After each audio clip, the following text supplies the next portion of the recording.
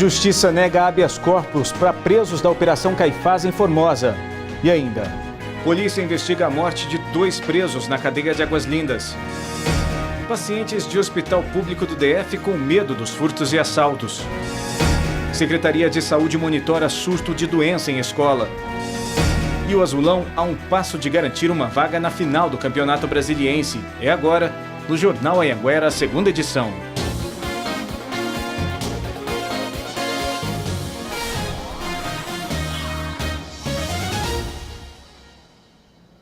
Boa noite.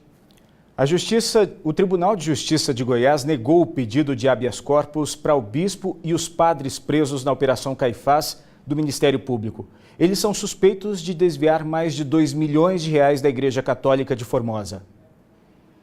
Na última segunda-feira, completou uma semana que os réus estão presos no presídio de Formosa. Segundo a assessoria do STJ, o pedido de habeas corpus do bispo e do juiz eclesiástico foi negado pelo Tribunal de Justiça. Por essa razão, o advogado dos dois recorreu ao STJ. Mas o ministro Félix Fischer devolveu o caso ao TJ. Ele disse que a alegação da defesa era de constrangimento na prisão, ponto que não teria sido analisado pelo TJ. Por essa razão, o caso não poderia subir para o STJ. Assim, o bispo José Ronaldo Ribeiro e o juiz eclesiástico Tiago Venceslau serão mantidos presos. O advogado dos outros 6 envolvidos também entrou com um pedido de habeas corpus no Tribunal de Justiça, e esse pedido foi negado pela desembargadora Carmenci Alves Cavalcante. Por essa razão, eles continuam presos. Todos foram para a cadeia durante a Operação Caifás, que investiga o desvio de dinheiro da Igreja Católica de Formosa. As investigações apontaram que mais de R$2 milhões de dízimos e arrecadações da igreja foram parar na mão do grupo, que comprou carros de luxo, uma fazenda e uma lotérica em posse. A defesa do bispo e do juiz eclesiástico disse que não vai comentar o caso. A defesa dos padres afirmou que vai recorrer da decisão ao Superior Tribunal de Justiça. A Polícia Civil está investigando a morte de 2 detentos dentro do presídio de Águas Lindas. Eduardo Ferreira Pires, de 27 anos, e Alex Araújo dos Santos, de 29 anos, foram mortos dentro do presídio de Águas Lindas por outros detentos. De acordo com a Diretoria-Geral de Administração Penitenciária, os 2 homens estavam indo para o banho de sol quando foram atacados por outros presos. A direção do presídio informou que os agentes não conseguiram conter o tumulto e evitar as mortes. A ocorrência já está com o Grupo de Investigações de Homicídios da Polícia Civil de Águas Lindas. A Diretoria-Geral de Administração Penitenciária informou em nota que abriu uma sindicância para esclarecer os fatos. A Polícia Civil informou que uma revista foi realizada dentro da cadeia hoje à tarde e que agora irá analisar as imagens e ouvir testemunhas para identificar os presos que participaram dos 2 homicídios. No DF, estudantes e funcionários reclamam dos constantes furtos no estacionamento do HUB, o Hospital Universitário de Brasília. Eles pedem mais policiamento na região. Trinco quebrado, sem estepe. E cadê o som? Foi assim que a Cleine encontrou o carro dela no último sábado. Eu não faço ideia de quanto custa uma roda com pneu e nem de um macaco, enfim, eu não faço ideia. Mas, com certeza, eu vou ter um prejuízo, né? No mesmo dia, as 2 rodas desse carro foram roubadas. O carro é do Eduardo, que já fez as contas do prejuízo, R$ 2.500. O segurança disse que viu, chegaram a abordar, né? Só que era até um bandido armado que conseguiu fugir com a solda, sacou a arma para o segurança, mas é uma coisa que acontece todo dia e meio que ninguém fez nada até hoje. Os 2 trabalham no Hospital Universitário de Brasília, na L2 Norte. E aqui, funcionários e pacientes reclamam que estão muito frequentes os arrombamentos de carros. É bem comum aqui no HUB, aqui no UNB sempre é conhecido já. O carro da Larissa já foi arrombado 2 vezes. Levaram tudo que tem dentro do carro, óculos. A gente já nem deixa nada porque sabe que todos os dias carro é arrombado aqui. Eu vim morar em Brasília pela segurança e agora a gente não se sente mais seguro, né? A área do HUB é grande, tem 50 mil metros quadrados, segundo a administração. Só de estacionamento são 1.500 vagas. Mas apesar de ele ser todo cercado com essa guarita com cancela, é um estacionamento público. Ou seja, ninguém precisa se identificar na hora de entrar e sair. O que para os funcionários facilita os furtos.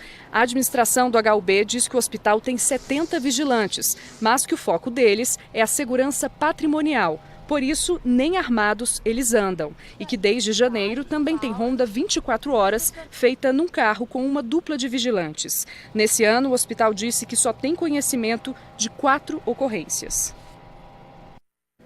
A Polícia Militar do DF foi procurada, mas não quis comentar o assunto. Veja a seguir, Secretaria Municipal de Saúde confirma 14 casos da doença pé-mão-boca em escola de Lusiânia. E ainda, falta pouco mais de um mês para o fim do prazo para a regularização do título eleitoral. Agora são 7h23. Nós voltamos já.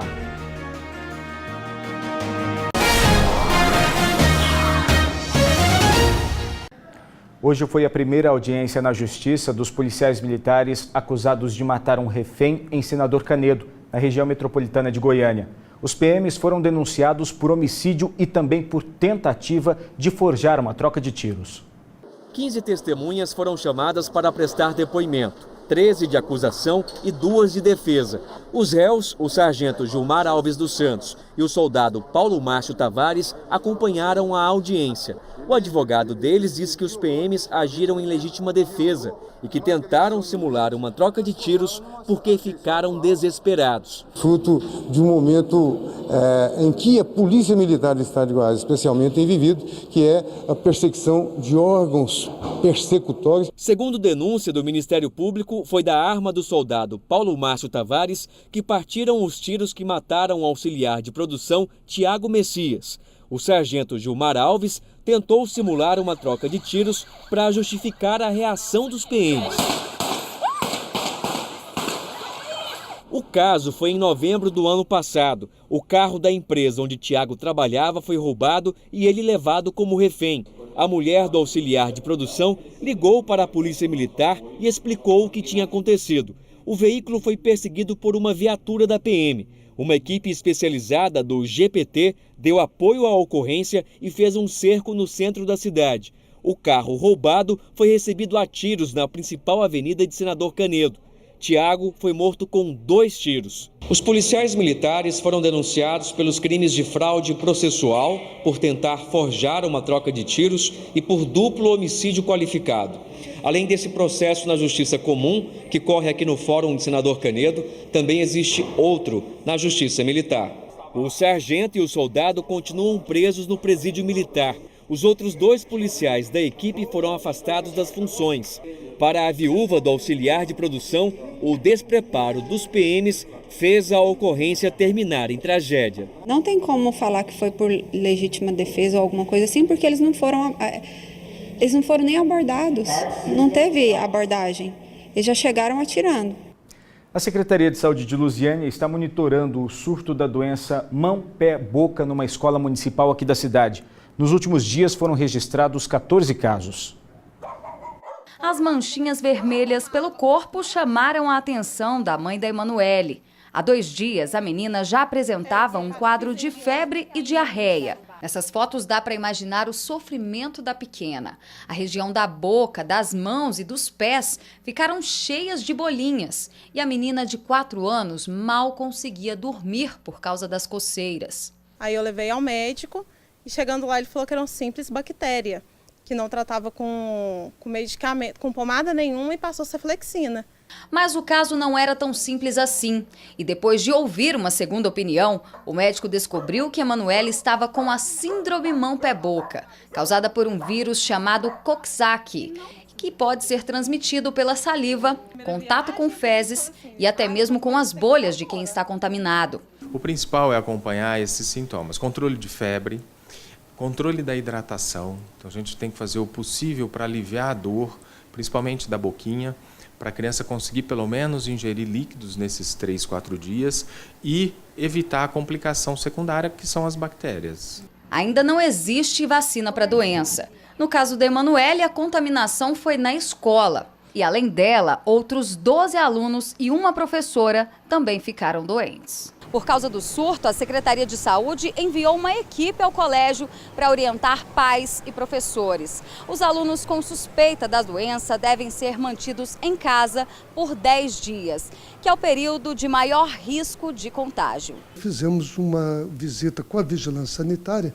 para ver as condições de higienização e sanitárias da escola, para que a gente possa notificar e orientar a escola dos cuidados sanitários e de higienização, e vamos passar para a secretária de Educação do município para que isso seja passado para todas as escolas. Depois de ficar quase 2 semanas de repouso em casa, finalmente Emanuele pôde voltar para a escola. As bolinhas já estão cicatrizando, mas os cuidados com a higiene devem ser mantidos, porque, diferente da catapora, a pessoa não fica imune e pode pegar o vírus mais de uma vez. Agora a preocupação da Rayane é evitar um novo contágio.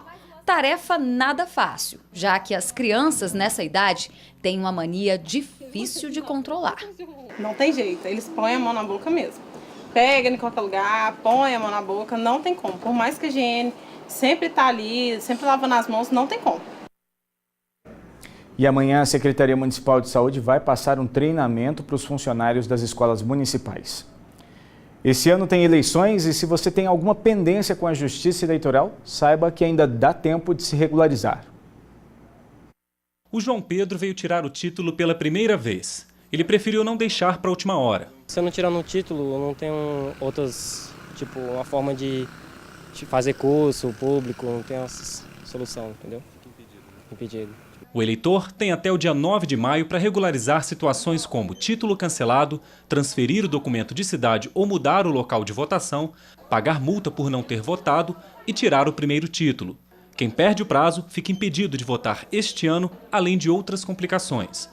A pessoa fica impedida, por exemplo, de tomar posse em concursos públicos, de retirar empréstimos bancários, de receber a quitação eleitoral, dentre outros atos da vida civil.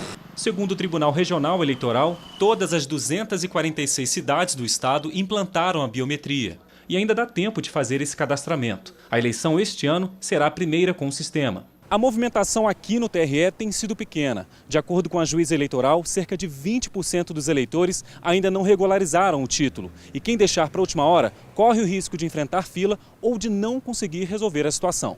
O prazo é até o dia 9 de maio de 2018, quando se encerra o cadastramento eleitoral. Esse prazo é um prazo legal e não há nenhuma possibilidade de prorrogação. E para verificar a situação do seu título eleitoral, basta acessar o site do TRE Goiás. Em instantes, Codeplan divulga pesquisa sobre o município de Lusiânia. E ainda a expectativa do Lusiânia para o jogo contra o Brasiliense. J2 volta já.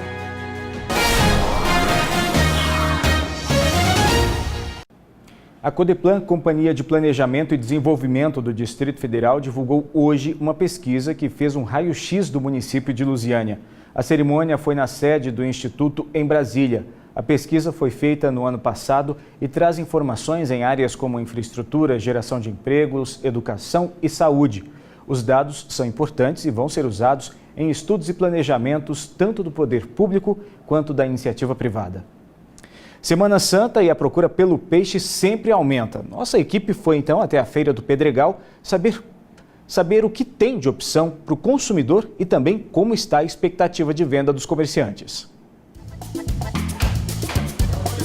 Se você ainda não sabe qual peixe vai comprar, se ainda não pesquisou o preço, vem cá. A gente vai te dar uma forcinha para você sair de casa pronto para pechinchar. Vai deixar para a última hora? Quer ter uma noção? Vem comigo. Feira lotada. Muita gente à procura de peixes variados e, é claro, de preço. O preço aqui, o quilo, tá R$13. 25 e 18. O grande 25, o pequeno 18. Tá salgado? Não.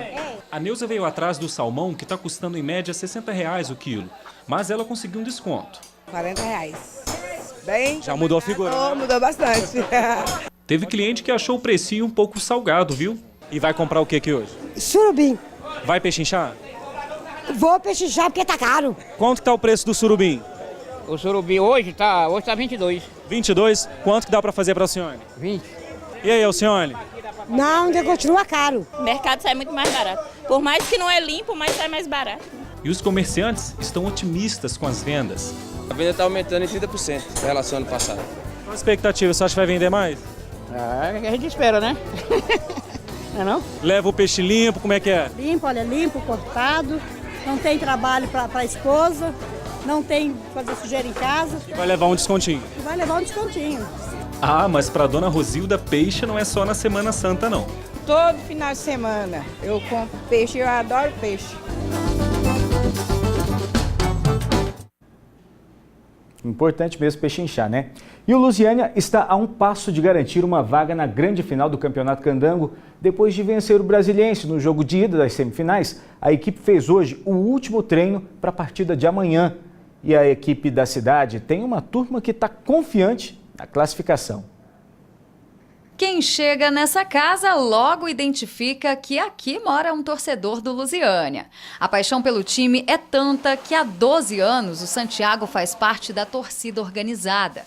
E faça chuva ou faça sol, eles estão lá acompanhando o time. Mas nos últimos jogos deu gosto de ver.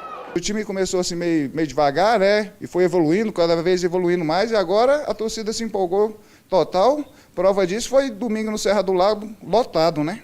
E como um bom torcedor, o Santiago também tem suas crenças. É por isso que para a partida de amanhã não pode faltar essa bandeira, que é considerada o amuleto da torcida. Essa aqui é a bandeira que quando eliminamos o Gama em 2016 nos pênaltis, eliminamos o Gama nesse ano, lá dentro do Bezerrão, todas as duas vezes. Não pode faltar essa bandeira, essa é a da sorte. E essa faixa aqui tem mais de 15 metros, é um presente dos torcedores da Força Azul para o time e promete colorir a arquibancada do Bezerrão na noite de amanhã. E os jogadores estão treinando firme. Eles sabem que o Brasiliense vai para cima buscar o resultado. Como o Azulão venceu a primeira partida, o empate favorece a equipe goiana. E no que depender dessa torcida apaixonada, não vai faltar grito para comemorar. Bora ganhar, Azulão! Reforçando então, a partida começa às 8 da noite no estádio Bezerrão, lá no Gama. Os ingressos custam R$10 e terá ônibus de graça para quem quiser torcer pelo Azulão. A saída será às 5h30 da tarde, em frente ao ginásio de esportes do centro. E o J2 de hoje fica por aqui. Para você uma boa noite e até amanhã. Tchau!